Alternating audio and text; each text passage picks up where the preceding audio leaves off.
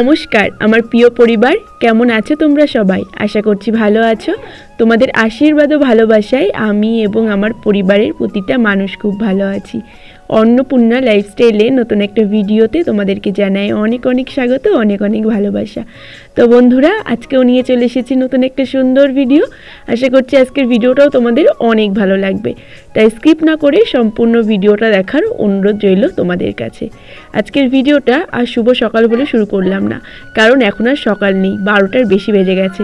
আজকের ব্লগটা শুরু করতে একটু লেটই হয়ে গেল। রান্না বান্না খাওয়া দাওয়া সমস্তটাই কমপ্লিট হয়ে গেছে। এখন দেখো চলে এসেছি আমাদের কলতলায় কিছু জামা কাপড় ধোয়ার জন্য।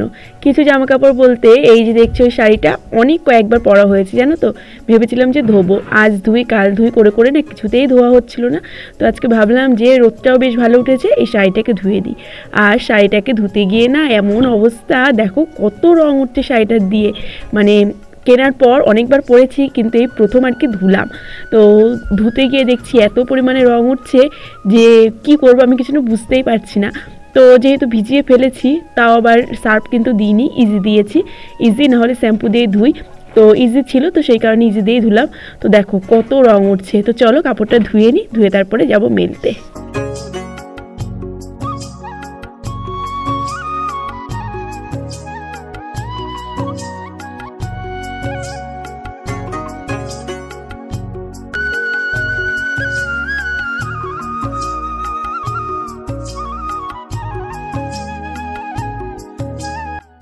আমি ইউটিউব থেকে পেমেন্ট পাওয়ার পর, তো পেমেন্টের যে ভিডিওটা আর কি শেয়ার করেছিলাম, তো তোমরা অনেকেই এখানে অনেক কমেন্ট করেছো, তো তার জন্য অনেক ধন্যবাদ।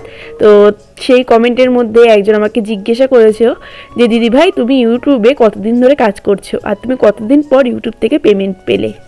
তো তোমরা যারা প্রতিনিয়ত আমার ভিডিও দেখো তারা তো জানোই যে আমি কতদিন পর ইউটিউব থেকে পেমেন্ট পেলাম বা কতদিন আমার চ্যানেল মনিটাইজেশন হয়ে গেছে।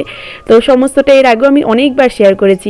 তবে যে কমেন্টটা করেছো সে হয়তো নতুন, আমার চ্যানেলে প্রথম এসেছো, আমার আগের ভিডিওগুলো দেখোনি, তো সেই কারণে হয়তো জিজ্ঞাসা করেছে। তো সেই কারণেই আজকে আবার নতুন করে বলছি। তো সত্যি কথা বলতে কি বলো তো, এই যে এই চ্যানেলটাতে আমি পেমেন্ট পেয়েছি, এটা হচ্ছে আমার আগের বছর ডিসেম্বর মাসে আমি চ্যানেলটা খুলেছিলাম। তো চ্যানেলটা খুলে না আমি ঠিকঠাকভাবে ভিডিও দিতাম না, 1-2 মাস ভালো করে আর কি ঠিকঠাকভাবে ভিডিও দিয়েছিলাম না। তো তারপরে ভিডিও দেওয়া শুরু করি, তো ভিডিও দেওয়ার পরে 3 থেকে 3.5 মাসের মধ্যে আমার চ্যানেলটা মনিটাইজেশন অন হয়ে যায়। তো তারপরে পেমেন্ট পাওয়া নিয়েও অনেক ঝামেলা আমাকে সহ্য করতে হয়েছে, মানে অনেক কষ্টের পর বলতে পারো আমার হাতে পেমেন্টটা এসেছে ফাইনালি। তো পেমেন্ট পেতে পেতে আগের বছর ধরো ডিসেম্বরে গিয়ে চ্যানেলটা খুলেছিলাম, আর এই বছর পেমেন্ট পেতে পেতে সেই ডিসেম্বর মাসেই এসে পৌঁছেছে। আর তার আগে আমার একটা চ্যানেল ছিল ইউটিউবে, তো সেটা আমি প্রথম আর কি খুলেছিলাম। সেই চ্যানেলটার নাম ছিল অন্নপূর্ণা পরিবার। তো সেই চ্যানেলটাও মানে মনিটাইজেশন হওয়ার মধ্যেই ছিল, সাবস্ক্রাইবার কমপ্লিট হয়ে গেছিলো, ওয়াচ টাইমও প্রায় 3000 হয়ে গেছিলো। তো ওই চ্যানেলটা আমার হঠাৎ করে বন্ধ হয়ে যায় বলতে আমার চ্যানেলের পাসওয়ার্ডটা আমি ভুলে গেছিলাম, আর চ্যানেল আমি খুলতে পারিনি। তো ওই চ্যানেলটা হারিয়ে যাওয়ার পর আবার এই চ্যানেলটা খুলেছিলাম। তো যেহেতু ওই চ্যানেলটা হারিয়ে গেছিলো, তো তারপরে না এই চ্যানেলটায় ঠিকঠাকভাবে ভিডিও দিতাম না, মানে কষ্ট হতো যে চ্যানেলটায় অতটা খাটনি করলাম, করার পরে চ্যানেলটা হারিয়ে গেল। তো এই চ্যানেলটা ঠিকঠাক করে ভিডিও দিতাম না। তারপরে ভাবলাম যে না, কাজ যতক্ষণ করতে এসেইছি, আর এই ইউটিউবে আসা নেই জানো তো, আমরা যেহেতু গ্রামে থাকি, তো গ্রামের বউদের না অনেক কথা শুনতে হয়। তো সেই সব কথাগুলো শুনেছি, তখন মনের মধ্যে একটা জেদ করে নিয়েছিলাম যে ইউটিউব থেকে তো কিছু করতেই হবে, মানে পেমেন্ট পেতেই হবে, যাই যে করেই হোক। তো তারপরে কাজ করা শুরু করি। তো ভগবানের আশীর্বাদে আর তোমাদের ভালোবাসায় আমার চ্যানেলটা মনিটাইজেশন অন হয়ে যায়, আর ফাইনালি তো আমি পেমেন্ট পেলাম। তো এই চ্যানেলটাই কাজ করছি প্রায় 8-9 মাস হয়ে গেল। আর সব মিলিয়ে যদি তুমি বলো তাহলে 1.5 বছর মতো আমি ইউটিউবের সঙ্গে যুক্ত আছি।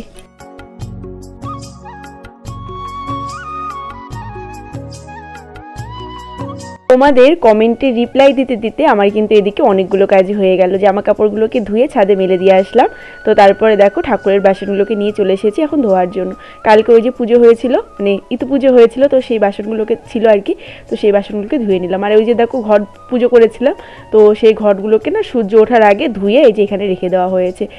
আর এখন খুকিমাকে স্নান করাবো। খুকিমার আজকে হচ্ছে স্কুল রয়েছে, মানে স্কুলে হয়তো সামনেই কোনো অনুষ্ঠান আছে, তো সেই কারণে আর কি নাচ গান এসব প্র্যাকটিস করাচ্ছে। তো খুকিমাকে দেখো স্নান করিয়ে রেডি করিয়ে দিয়েছি। খুকিমার বাবা এখন খুকিমাকে স্কুলে দিতে যাচ্ছে, তো তারপরে আমি স্নান করে নেব। তো তোমরা তো অনেকেই অনেক কমেন্ট আমার কাছে করছো বা কিছু জানতে চাইছো, তো আমি রিপ্লাই দেওয়ার তো সবসময়ই চেষ্টা করছি আর সবসময় দেবো। তো তোমাদের যদি আরও কিছু জানার থাকে তাহলে আমাকে কমেন্ট করতে পারো, পরবর্তী ভিডিওতে আমি সেই কমেন্টে রিপ্লাই দেবো। আর এদিকে দেখো স্নান করে নিয়েছি। তো আজকে শ্যাম্পু করেছি, জানো তো এই শীতকালে শ্যাম্পু করাটা ভীষণ একটা মারাত্মক বিষয়, কারণ শ্যাম্পু তো করা যাই হোক হলো, কিন্তু এই যে চুলটাকে শোকানো না ভীষণ কষ্ট, কারণ এই ভেজা চুল ঘাড়ের মধ্যে রাখা যে কী কষ্ট। তো সেই কারণে দেখো স্নান করে একেবারে চলে এসেছি ছাদের উপরে।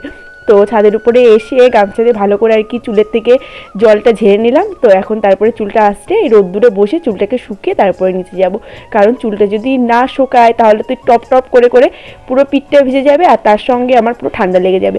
তো সেই কারণেই ছাদে আসা। আর ছাদে এসে চুলটা ভালো করে দেখো ঝেড়ে নিলাম, ঝেড়ে নিয়ে এখন চুল আসাচ্ছি। অনেক দিন হয়ে গেল চুলের যেহেতু যত্ন নেওয়া নেই, তো মাথাতে না ভীষণ পরিমাণে আর কি চুল উঠছে, তাই ভাবছিলাম যে চুলের যত্ন নিতে হবে। আর ভাবছি যে চুলের যদি যত্ন নিই তাহলে তোমাদের সঙ্গে ভিডিওগুলো শেয়ার করব। তো তোমরা কি দেখতে চাও চুলের যত্নের ভিডিও, তাহলে আমাকে কমেন্ট করে জানিও, আমি তো সেই সমস্ত ভিডিওগুলো নিয়ে আসবো আর তার সঙ্গে তো আমার চুলের যত্ন নেবো। তো চলো বন্ধুরা, মাথাটা একটু ভালো করে মুছে নিলাম, আঁচড়েও নিয়েছি, এখন রোদ্দুরে একটু বসে চুলটাকে শুকিয়ে নিই, তারপর নিচে যাবো।